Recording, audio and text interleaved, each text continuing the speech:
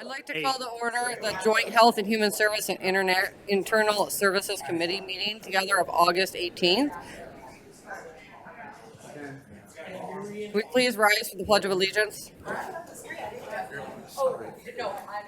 pledge allegiance to the flag of the United States of America and to the republic for which it stands, one nation, under God, indivisible, with liberty and justice for all.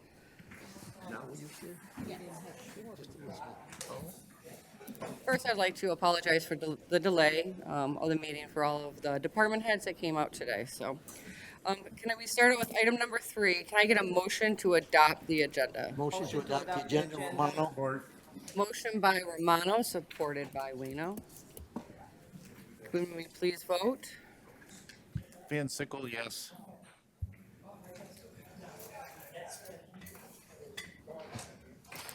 Can I get a motion to approve the minutes dated July 21st, 2025? So moved.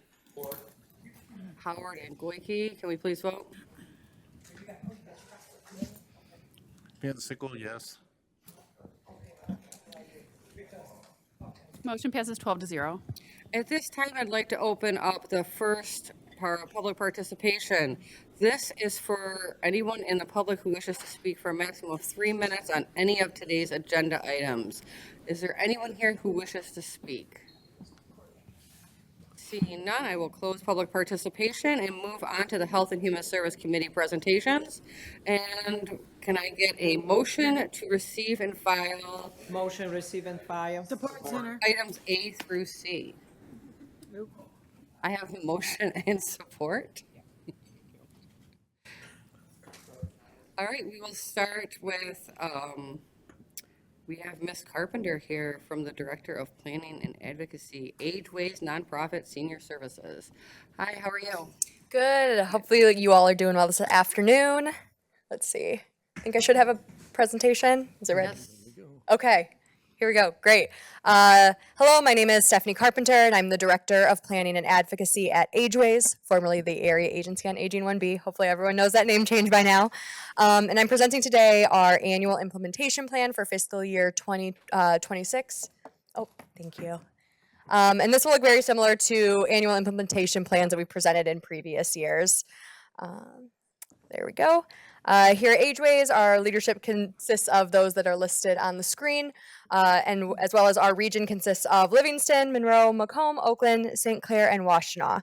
Region is both urban and rural, and 3 counties in that region have millage support. Those are St. Clair, Washtenaw, and Monroe. This plan is a requirement of the ACLS Bureau, and for all AAAs across the state who are receiving Older Americans Act and State Older Michiganians Act funding have to put together this plan on a daily basis to outline our plans for the next coming year's programming. This is the final year of our multi-year plan that runs from 23 to 25. We have one big plan that covers a few years, and then we have those annual plans yearly that just kind of provide updates on that multi-year plan. So coming next year, we'll have another multi-year plan that goes into much more detail on the programs and services that we'll be offering for older adults in our region. So just as a reminder, in Region 1B, we are the largest area agency on aging in the state, serving close to 30% of the state's older adult population, which is over 750,000 older adults. And we serve close to 100,000 individuals annually through our programs and services. Our region is very diverse, with 12% of older adults identifying as non-white or multiracial. 8% of older adults in our region are living at or below 150% of poverty, and all our regions have some food deserts and multiple opportunity zones. So into all the good stuff. So like I mentioned, our multi-year plan covers multiple years, and some of those highlights from that plan. So far in fiscal year 25, our ACLS clinical program enrollment has increased by 81 older adults each month compared to the previous year, so a great increase. That's 61%. We've also added some new programs. These are things like adaptive wellness, independent or the PERS program, as well as family respite were also added to assist older adults living at home. AgeWays also in this past year hired a consultant to evaluate the effectiveness of our congregate meal program and figured out ways to increase participation for the upcoming year. This led to identifying an opportunity to add more restaurant voucher programs in our region that the Congregate Meal Department is working on implementing for this coming fiscal year. We also provide the True Alta program, which is a platform for caregivers throughout our region. And in this past year, there was nearly 150 caregivers registered for that program. For fiscal year 25, our advocacy was successful in securing an additional $3 million statewide to support the Long-Term Care Ombudsman program, which assists individuals in institutional settings. And just for reference, in our huge region, we only had 3 long-term care ombudsmen serving all 6 counties. We were able to double that through that funding. AgeWays also continued to partner with MHEF, the Health Endowment Fund, and Ralph C. Wilson to provide the Caregiver Respite Voucher Program, which has assisted over 150 caregivers to date. Also, using the state appropriated Caregiver Resource Center funding, AgeWays was able to launch a multi-month television ad campaign to increase the awareness of resources available to support caregivers. And recently, one of the videos for that program won a Golden Telly Award. That video was titled, "AgeWays, You Are a Caregiver." Let's see. And then moving on into fiscal year 26, our priorities include continuing to support family caregivers through that respite voucher program, which we will be transitioning from grant funding into sustainable funding through the Older Americans Act. We will also be implementing Bingo Size in the place of the former Aging Mastery program. This is an evidence-based community program that combines bingo, education, and exercise. In the upcoming fiscal year, we will also launch a new behavioral health counseling program to support older adults facing mild to moderate mental health challenges. And in our continued advocacy efforts, we meet regularly both with state and federal legislators up in Lansing, in DC, as well as in communities. And we continue to lead the statewide Silver Key Coalition, which is a coalition of more than 40 agencies and individuals with the goal of making Michigan a no-wait state by advocating for additional funding to serve the wait list for in-home services and home-delivered meals. We continue to publish the Advocate Monthly, which is our advocacy newsletter. In that newsletter, it includes different advocacy priorities as well as requests from local advocates. And we continue our advocacy efforts around supporting improvements to the My Choice program, which is our Medicaid program for in-home services, garnering additional resources to support caregivers, and lastly, rebalancing long-term care state expenditures, moving more towards home and community-based services than institutional settings. Michigan is one of the worst in the amount of state expenditures we put towards institutional settings as opposed to home and community-based services, and we would like to even those out. In fiscal year 26, we'll continue to provide the same services as we have in the past. These are things like care management, information and assistance or options counseling, caregiver education support, training, and the other things you see on the screen. So as a part of this annual implementation plan process, we do stakeholder engagement on the plan. This is both through written comment that we can get via email as well as spoken comments during our public hearing that we held back in May. The comments from these engagement sessions are taken into account in the plan and for future programming through AgeWays.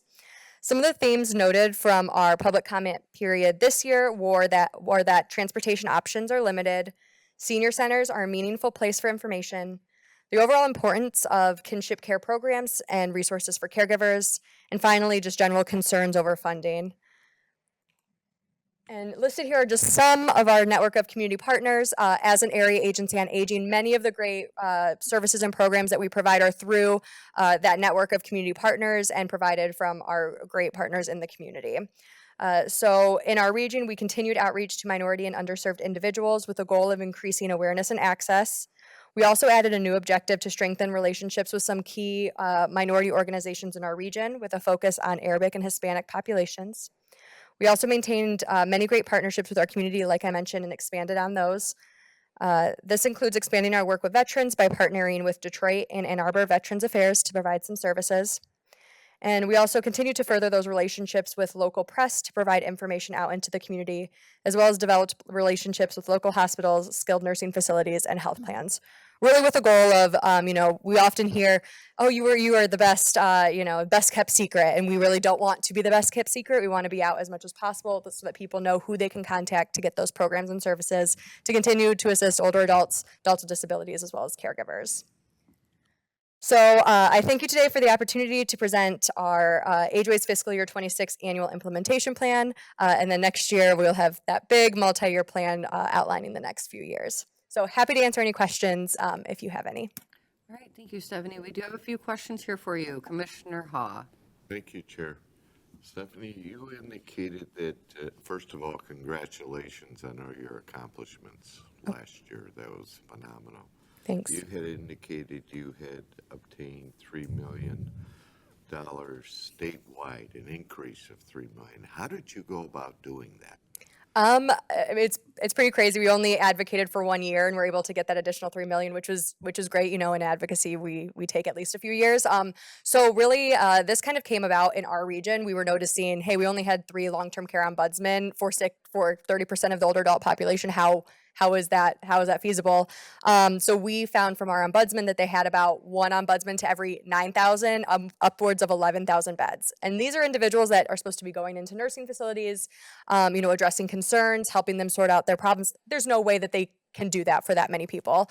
So then we started looking into, what's the national average? Where is Michigan ranking in that? And we were finding that the recommendation is 1 to 2,000 beds, which stark difference. So we really just, I give credit to the legislature that it didn't take years for them to recognize that this was an issue, and they appropriated that additional funding with a goal of getting that 1 to 2,000. So that additional 3 million statewide, the reasoning behind that was to get to that 1 to 2,000. So, you know, give it up to the state legislature for understanding the importance of that.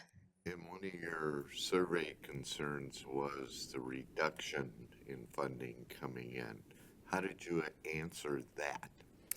So, you know, we get, again, as a AAA, we get a lot of, you know, we work closely with our partners and they get a lot of concerns about what they're hearing, you know, what we heard today with the budget concerns and funding not flowing. So, we always try to reassure our partners as well as we can that, you know, we're doing what we can to make sure that funding does get out to the communities as best as we can. So, we took their concerns. You know, we understand that this is a difficult time for some people, not knowing where that funding was going to come from. And, you know, Those are very legitimate concerns. Yeah. Do you have a contingency plan if they are reduced? We do. So as a AAA, and as a part of this plan, we do have to provide the state with our contingency planning. And we're constantly, you know, being that the state that the federal level has run on continuing resolutions and have had some short shutdowns, we do have contingency planning in place. Thank you. Yeah. Again, congratulations. Thank you. Yeah, it was a great accomplishment. All I have, Chair. Hey, Commissioner Howard. Thanks, Chair. Just really quick, ACLS, what does that stand for? The Administration for Community Living and Support. It used to be, oh gosh, I can't even remember. They've changed it. It's under MDHHS. It's the Aging Bureau. Yeah, they've changed their name a few times in the past year, but Appreciate it. Yeah, Thank no you. problem. It's our state unit on aging. So Okay. Yeah. Thank you so much. yeah, no problem. All right, seeing no other speakers. Thank you very much for coming out and joining us today. We always appreciate your updates. Yeah, thank you for having me. And now we will move on to item B, which is the quarter report for Veterans Services for the second quarter. And we have Laura here. You want a motion? to Good receive? afternoon, I everyone. did all three of them together. Okay, thank you. I didn't hear Everybody ready? Yep. All right. Good afternoon, everyone. So this is our quarterly report. We did update a change where we're not providing the zip codes anymore. Trying to work more efficiently. Although it was nice to know how many people live in your community, we're still helping everybody. So some key takeaways from the quarter are media campaign that started in, where did it start? April 7th, ends August 21st. So that's this week that our big media buy, that ends.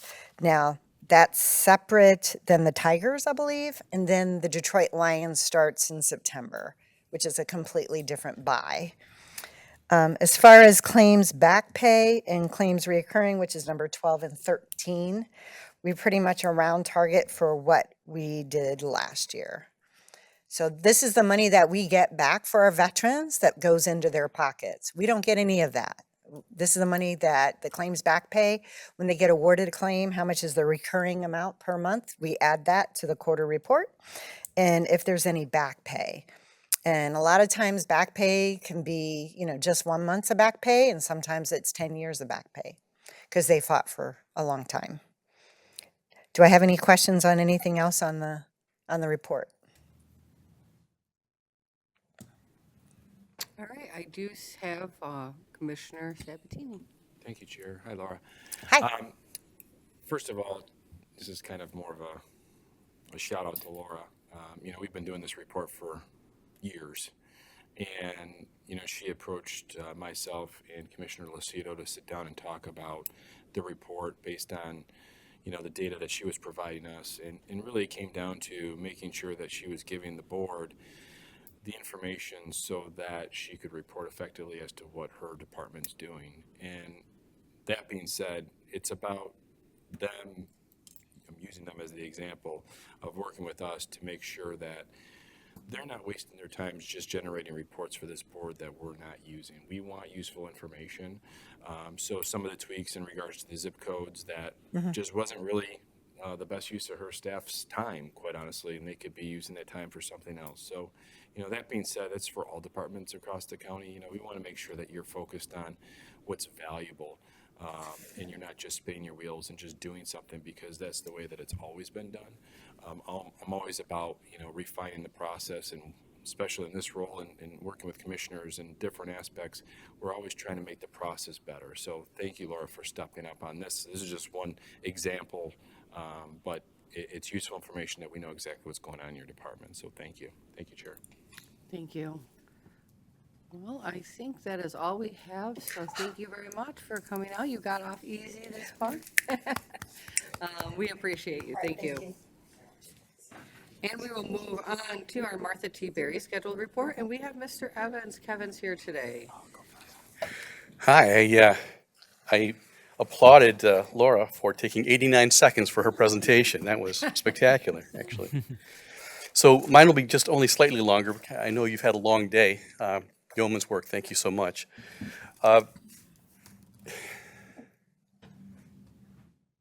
Also, for brevity, I'm just going to be going through the front pretty quickly.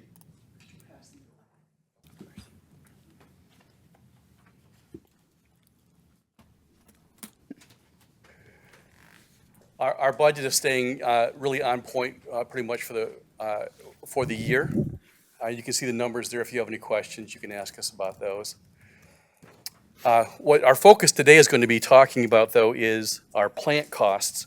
As we had talked about before, we have a number of complex ways that the government figures out to try and tell us how much we can and cannot get back from the money we invest in our people, plants, and products. We talked about how our rate is determined. And what you have here, I received after we sent the slide deck over, so I thought I'd share it with you. This is actually our Medicaid rate estimates from Plant Moran. And Plant Moran does the work for pretty much the entirety of the MCFs. So these numbers are incredibly accurate. And what they do is they take a look at all the MCFs, the Class 3 facilities, they put those numbers together, and they actually help verify the data with the state of Michigan as well. So these numbers are really quite accurate. Our actual data, if you'll see, is on the far right from the previous year, and what the expectation is in that center column there where you see rate effective 10/1/2025. Now, the reason that I'm bringing this to you is it shows two things. Kind of refreshes our conversation about how we're told what our costs, what our rate is going to be. And our rate, as you can see, everything included, the total Medicaid reimbursement rate. This is with our quality measures, our physical plant costs, any add-ons that we have. They're looking at it being $472.93 versus the previous year $488. Which is roughly $15 and some change less per resident. Now, the reasoning behind that is, if you take a look down the center, you see I've got numbers 1, 2, and 3 there. Number 1 is we actually increased our census from about 72,600 residents to 75,500 residents, which is good because we're providing a significant amount of care for the residents in our community.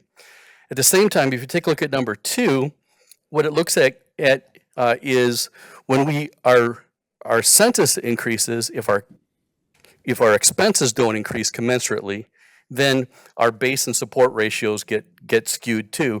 And you can see our base rate, which was $330 last year, there it is now $295. The reason is we kept our costs really quite level, but we needed to invest in our building. So if you take a look at the support underneath that, we spent a little more than $20 more per resident per day in our support base, and that's almost entirely based on repairs that were not capitalized, but were expenses less than $5,000. What that did was in number 3, our support to base ratio, which is the amount that they say you can't go over. Our support ratio is going to short us just under $3 there, $2.96, which is roughly $225,000 of non-allowable costs. The reason I bring this up today is in plant cost. We're talking about 2 basic things.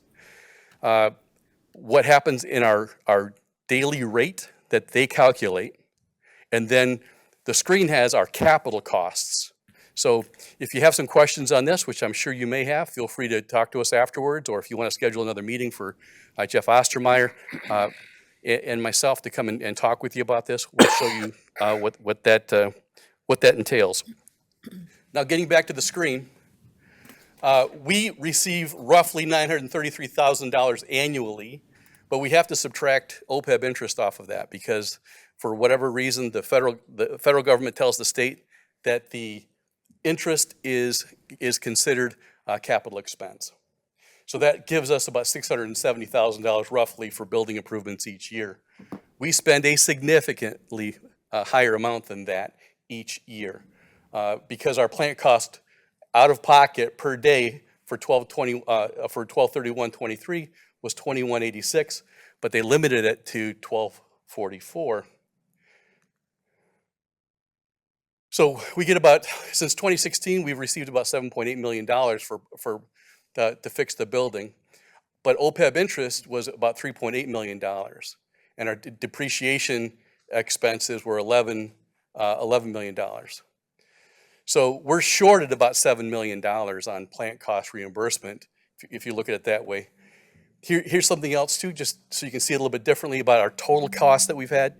We still had some legacy costs for the plant improvements, and that was that building upgrade bond that since I got there in 2016, we paid a little over $8 million on. We put an additional $8 million in construction costs, about 3.6 in electrical upgrades, and about 3.8 in plumbing, heating, and cooling, which if you take out the building upgrade, since I've been there, we put roughly about $17 million into the building. If you add that building upgrade, it's 23.7, or roughly close to $23.8 million.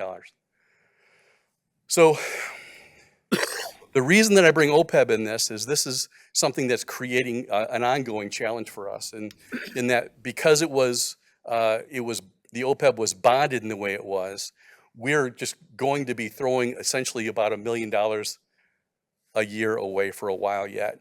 There's 11 more principal payments totaling $12.6 million that we get zero benefit from. It's just cash out of our bank. It's non-expensable. It's just gone. Okay.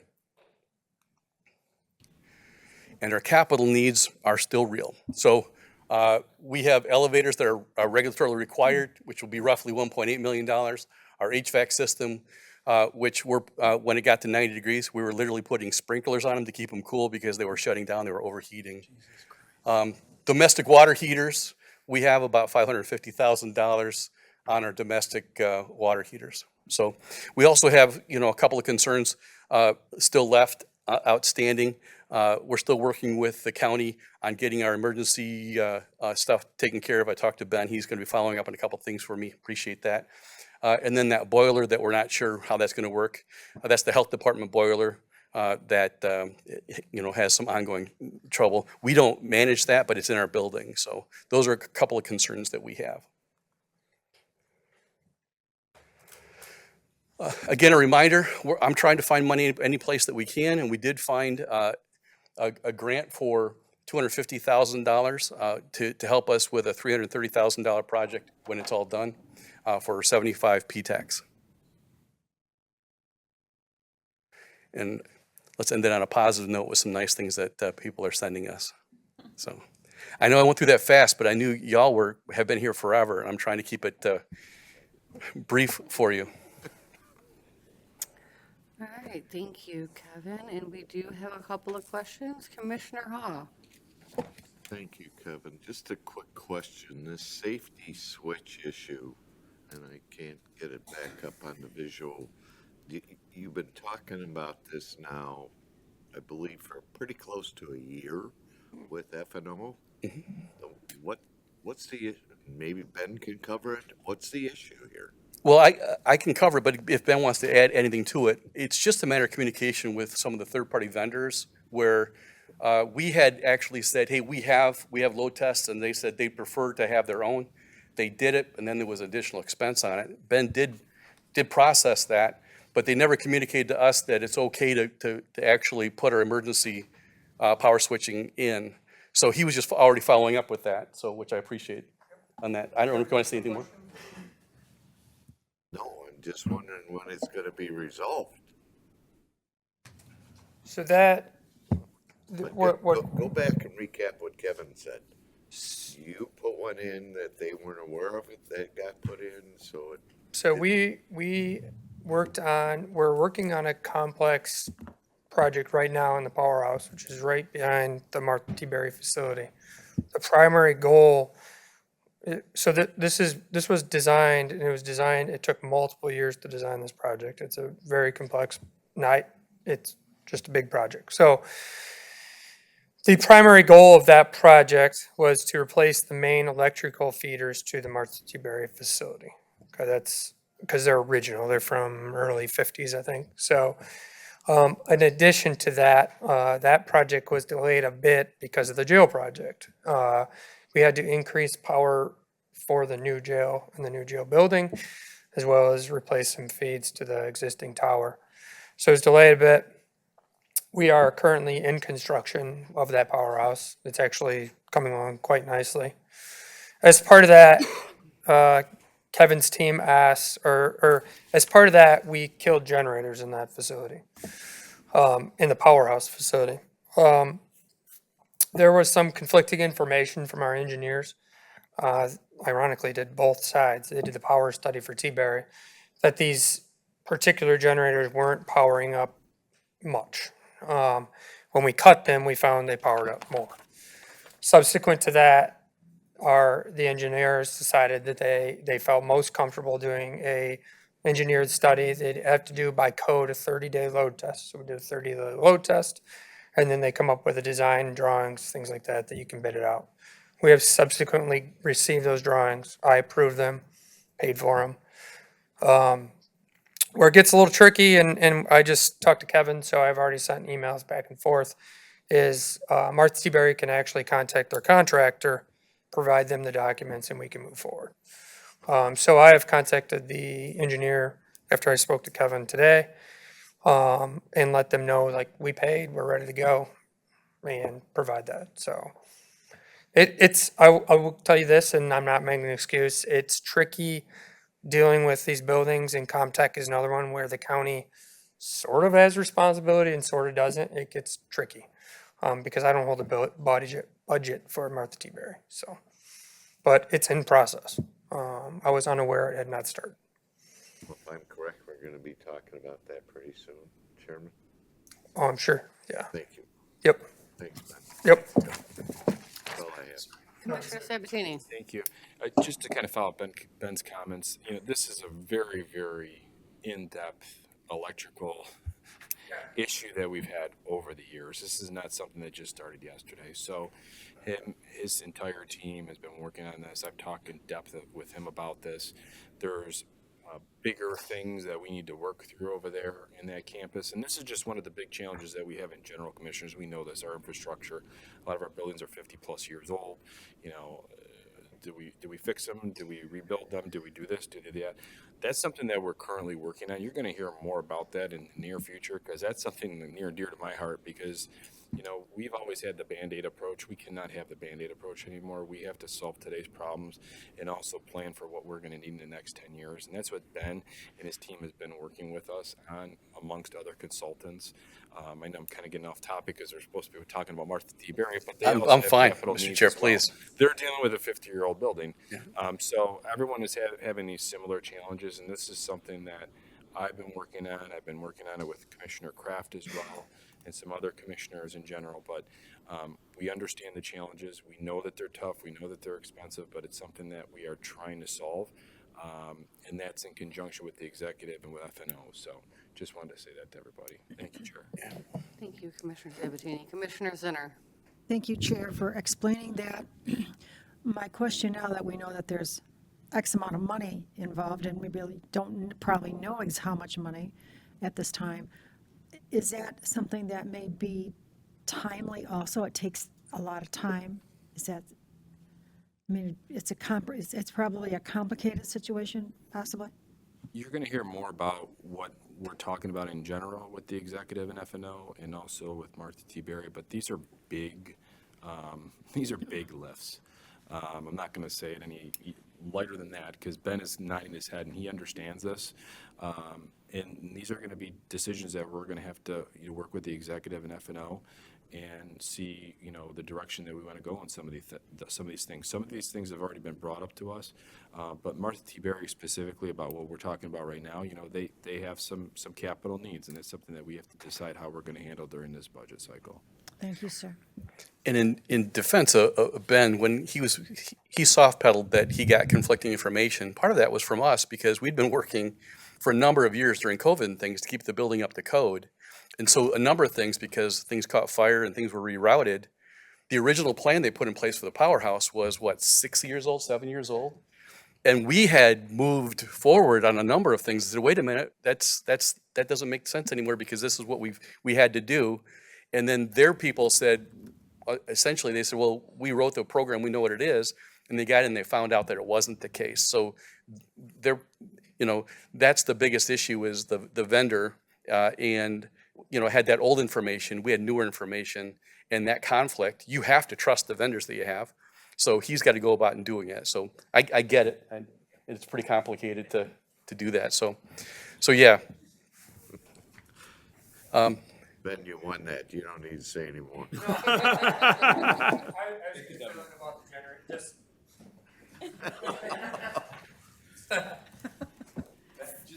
I may say really quick, Chair. Ben, this job that he has, commissioners, is like literally 24/7. There's stuff that happens on Saturday at 10 o'clock at night, and I'll get an email or something. This is going on, just keeping us in the loop. He does a great job. So Appreciate that. Thanks, Ben. Thank you. Yeah, so for what it's worth, we're talking about the generators. We do have a dual feed to parts of Kevin's facility, so there's two independent DTE lines. There is little chance that they both fail at the same time, but it could happen. It's DTE. But I will tell you guys, and I'll tell Kevin every day of the week, that we have a good support team of contractors, and if something was to happen, I could get Kevin a generator. We did it at the jail just recently where we had a major issue, and we're able to get generators from our vendors quick. It's not cheap, but again, if there's an emergency, he knows he can call me, and we will get him what he needs. So we work together, and we're going to try to do that as we work through these capital needs as well. So while there is a generator problem, I would assure him that we're aired out. So, thanks, Ben. And when Ben was transitioning to that position, he gave us a call tree in case we had issues. Because, we do have things that are not just connected to us, but they used to be connected to through us to the jail, through us to the morgue, through us to the health department. So we're part of that program. So yeah, he's been great to work with. All right. Well, thank you again for coming out. We appreciate you. I see no other speakers. Can we please vote?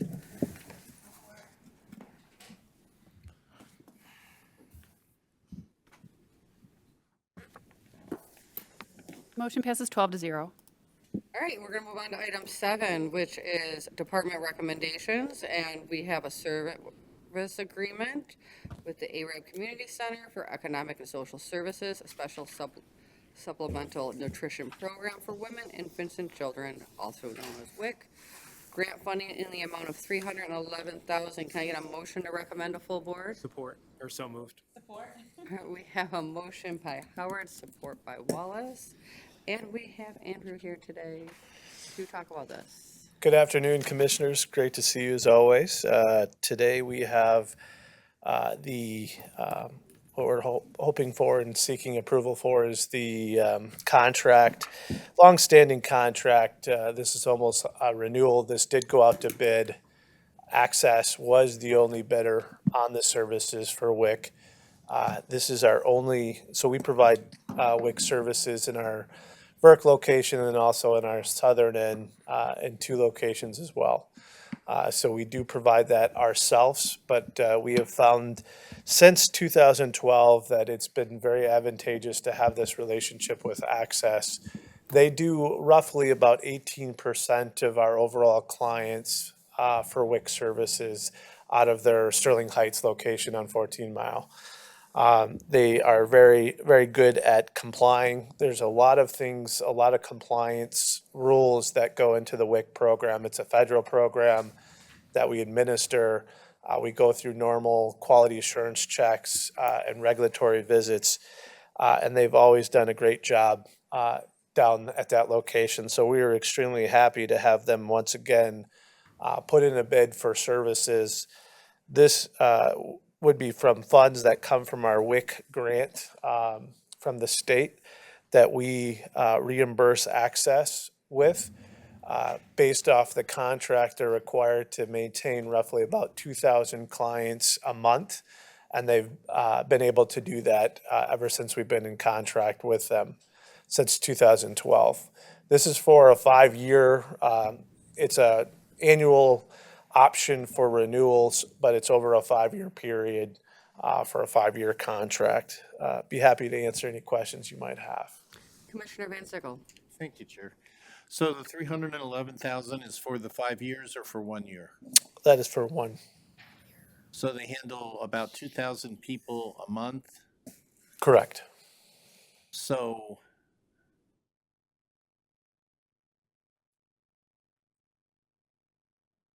if you take 2,000 into the 311,000, that's quite a bit per person. It's roughly about $115 per person per year. Per year? Okay, thank you. Thank you, Thank Chair. you, Commissioner. All right, seeing no other speakers, can we please vote?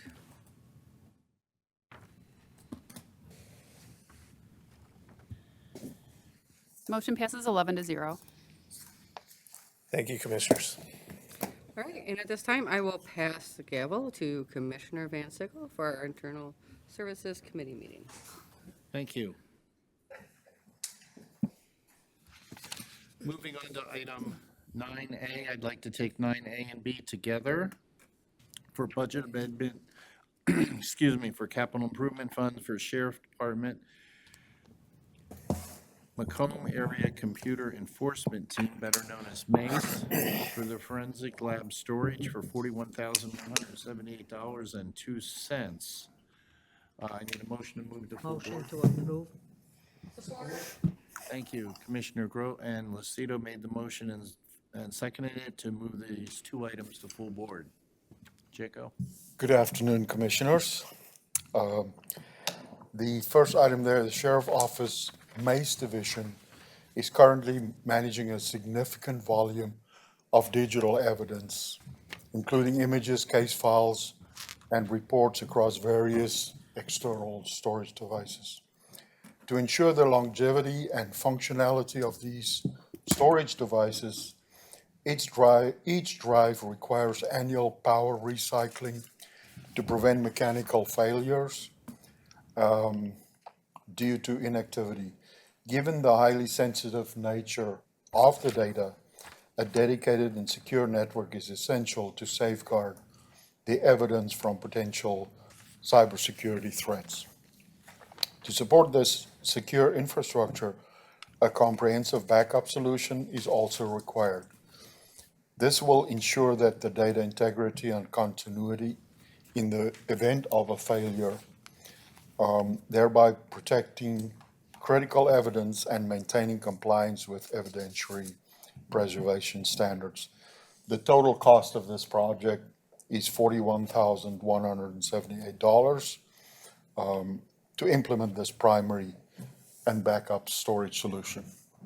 Thank you. Commissioner Howard? Two quick questions. Was this something that, like, when going into the budget cycle last year, you saw that this was going to be something that was implemented? Yes. Okay. We put 75,000, if I remember correctly, in the budget for this year. Okay. I wasn't part of that budget process, so forgive me. No problem. And last question is, I mean, they absolutely need this. I totally understand this. Just curious on why this is in the IT and not the sheriff's budget. Well, that's a question we'll probably work through over time. But the traditional way that we've done this in the past is that all IT-related stuff goes into the IT budget in the different line items for the different departments.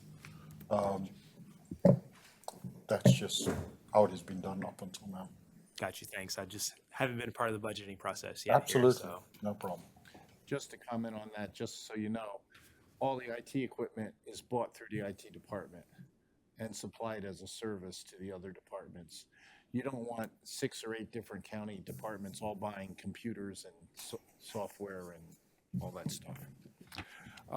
Are these physical drives or are they cloud storage? No, these are physical drives in the location. And the main reason for that, Commissioner, is because we wanted to put it on a closed circuit environment in their offices. And is the backup area in a different physical location? It is in that same location.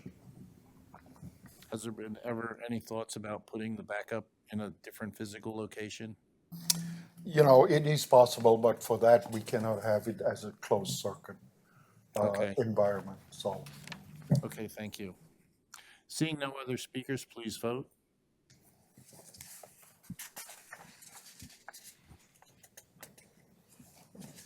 Motion passes 11-0. Thank you.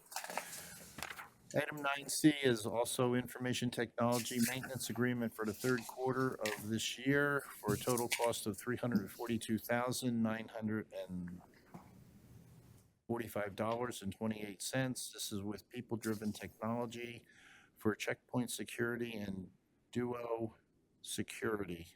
I need a motion to move the full board. So moved. Support. Thank you. Commissioners Hahn and Lucido made the motion and seconded it to move item 9C to full board. Jaco? Commissioners, this is the regular maintenance items that I bring to the board. The first one is for Checkpoint Firewall, which is the firewall equipment that we use, for our perimeter defenses in the county. We've been with that company for many, many years, and it is a very successful environment for us. The other one is Duo Security, which we utilize for multi-factor authentication. We purchased that during COVID in 2020. And so the amounts are $251,000 and $91,000 for the two different ones. Thank you. Seeing no speakers, please vote.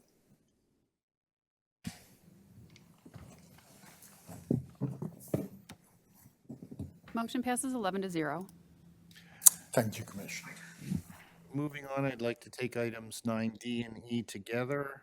Capital Improvement Fund for CCTV and service cleaning of Macomb Service Center for $119,500. I need a motion to move to full board. Support. Thank you. Commissioner Lucido and Howard made the motion and seconded it to move 9D and E to full board. Ben? Good afternoon. This item is D&E. It's a contract and subsequent budget amendment for National Power Routing Corporation for CCTV and service cleaning of Macomb County Service Center. the Macomb County Service Center is kind of that jail complex with JJC Health Department, that sort of big complex of area. This is also in coordination with items H and I on this agenda, which I'll talk about briefly. AEW is conducting an assessment and asset management plan of the stormwater, sanitary, and water mains within the service center. This is part of my ongoing effort of understanding where our services are and what our next 5-10 years look like as far as budget goes in these areas. As part of this survey, National Power Riding Corp will be sending a camera down every stormwater and sanitary line to survey conditions. Additionally, National Power Riding Corp will use high-pressure water jet to clean the lines as we camera through them. The data collected will be used in coordination with the assessment, which we'll talk about here in a second. For reference, there is 21,860 linear feet alone of sanitary sewer in the service center. The work was publicly bid through purchasing department. National Power Riding Corp was the lowest qualified vendor of 3 bidders in the amount of $119,500. This cost is included in the 2025 capital improvement plan. Thank you. Will there be any issues with the people having to get into secure areas and then having to move prisoners out temporarily and that kind of thing? No, this is all done outside of the building. Okay. Yep, this is all service mains, sanitary mains, it'll be all outside. Mostly you'll see them staged at different manholes throughout that complex. Yep. Okay. Thank you. Seeing no other speakers, please vote.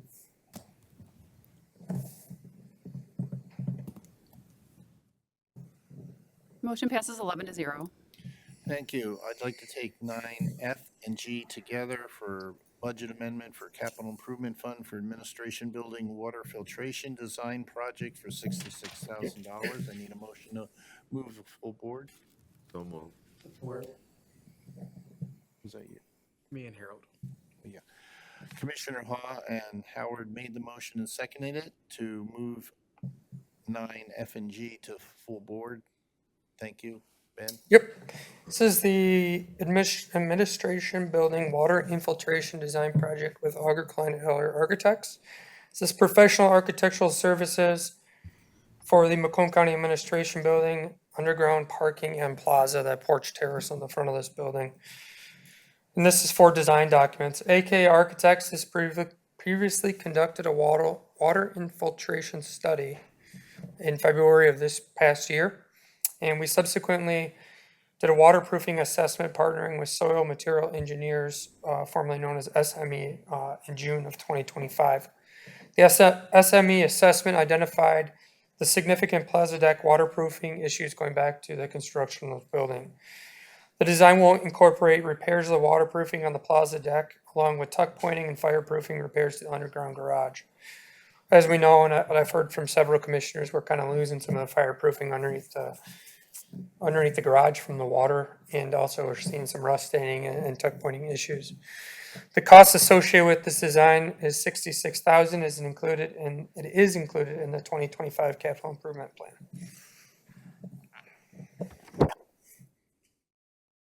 Thank you. I'm having some technical difficulties here. Commissioner Goike. Thank you, Mr. Chair. Thank you, Ben. Yep. You doing any dewatering on this to eliminate the water pressure from still on the infiltration? So the infiltration is actually due to basically the waterproofing that was installed incorrectly. And I think I included if I didn't, I could send the report, the waterproofing assessment, but where we're getting most of the water coming into the underground garage is through bad waterproofing. It was installed incorrectly from the get-go. So it's not a matter of groundwater, it's top surface water. Yeah, no. Now, I don't think we'll dig down enough to need dewatering. What we typically would do in a job like this is we would include either an allowance or get a unit price for the cost of it. Yeah. All right, thank you. Thank you, Commissioner Zinner. Thank you, Chair. Is this for our garage here? Yes. Is that gonna be done this year? We are in design. I'm anticipating, or sorry, we already did the study. We probably have about 8 to 10 weeks in design, and then the bid process, and then I have to bring them for the board. So I'm running out of time in the year. So it's possible that the actual project will take place probably next first quarter next year. Yeah. Yeah, that's what I thought, we were gonna be doing that in 20. Yeah. Versus, yeah. okay. I'm running out, unfortunately, I am quickly running out of time this year. I feel like I'm chasing my tail sometimes, All but right, thank you. yeah. Thank you, Chair. So will you be putting money in the budget? It for is this? it is in my budget for next year. What's it, like 600,000 or 700,000? I'm gonna let them get a little bit further in design to give me some numbers. They provided me some figures. It's gonna be closer to 1.25 million, something like that. 1.25. Yeah. Yeah.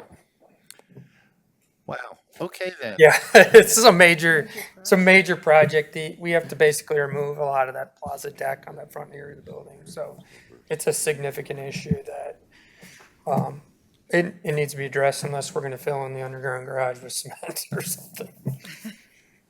I vote to fix the problem. Yep. Anyway, seeing no other speakers, please vote. Stuff comes by my car, so I'm really voting yes on this one. Yeah, I know, Couple we're of working on us. it. Motion passes 11-0. It's not just water, Motion passes 11-0. Thank you. a lot of things in. Moving on to 9H and I. Facilities and Operations Capital Improvement Fund, Macomb County Service Center, Sanitary Sewer, Storm Sewer, Water Main Condition Assessment and Asset Management Plan for $84,700. I need a motion to move the full board. Support. Thank you. Zinner and Commissioner Howard made the motion and seconded it to move these two items, H and I, to full board. Just made me younger. Awesome. So this Macomb County Service Center, that growth spec campus I talked about briefly, this is a condition assessment, asset management plan, and capital improvement plan for storm sewer, sanitary sewer, and water main systems throughout that service center. The asset management plan will provide an understanding of the current condition of the sanitary, storm, and water main systems to develop an economical and beneficial maintenance, rehab, and replacement strategy. Following the asset management plan, a capital improvement plan will identify the needs and financial commitments for the sanitary, storm, and water systems, and will assist my department in the budgeting process. The capital improvement plan plays an important role by providing the link between planning and budgeting to ensure the improvements make sense fiscally and are consistent with long-range goals and objectives in that entire service center. When we talk about like health department, what's going to happen long-term with that, we're taking into consideration so we're not spending good money after bad. The cost associated with this assessment is $84,700 and is included in the 2025 capital improvement plan. Seeing no speakers, please vote.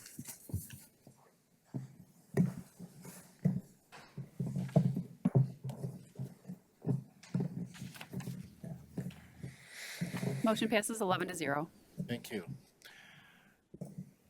I'd like to take 9J and K together. It's a contract with New Way Cleaning for Macomb County, scheduled tile and grout cleaning and power washing, both interior and exterior. So move. Support. Thank you. Commissioner Hall and Lucido made the motion and seconded it to move this to full board. Ben? So J and K are part of the same bid, and I'll explain. But we allow people. We pick vendors sometimes for portions of it, and other vendors for others, depending on what's going on. Item J is the scheduled tile and grout cleaning, as well as scheduled power washing interior and exterior by New Way. This includes interior and exterior areas of county-owned facilities. The power washing and the tile and grout cleaning is priced per square foot.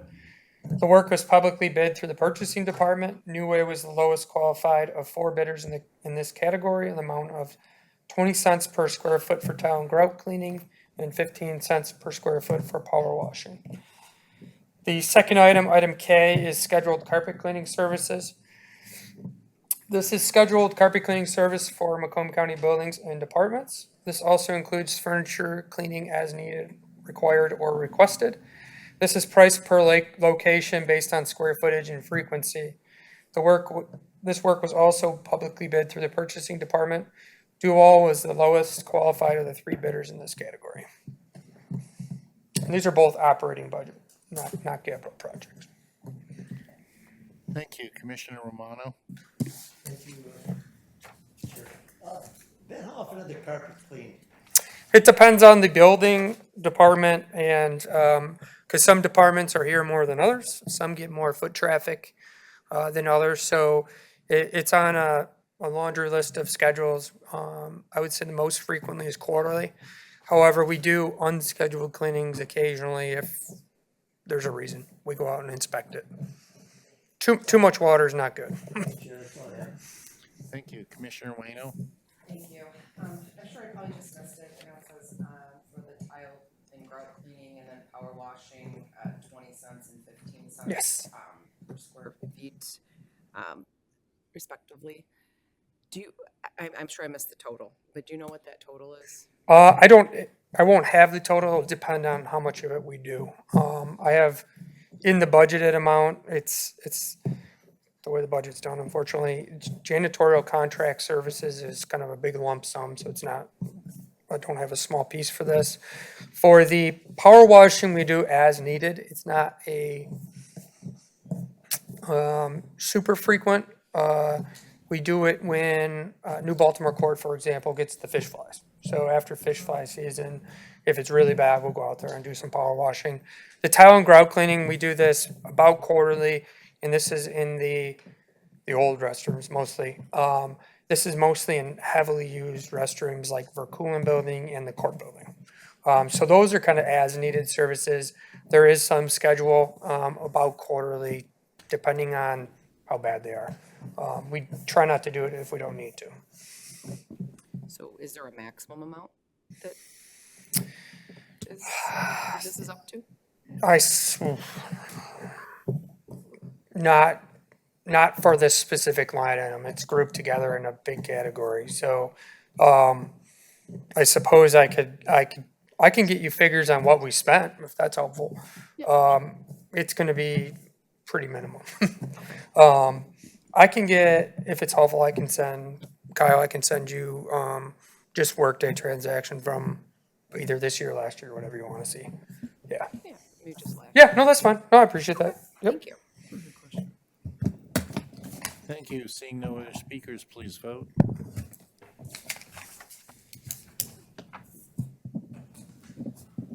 Motion passes 11-0. Thank you. Thank you, Ben. Yep. Thank you, guys. Moving on to item 10, which is public participation. Anyone in the public wishing to speak on anything for a maximum of 3 minutes. All for public participation. The one public, we'll close public participation and move on to commissioner comments.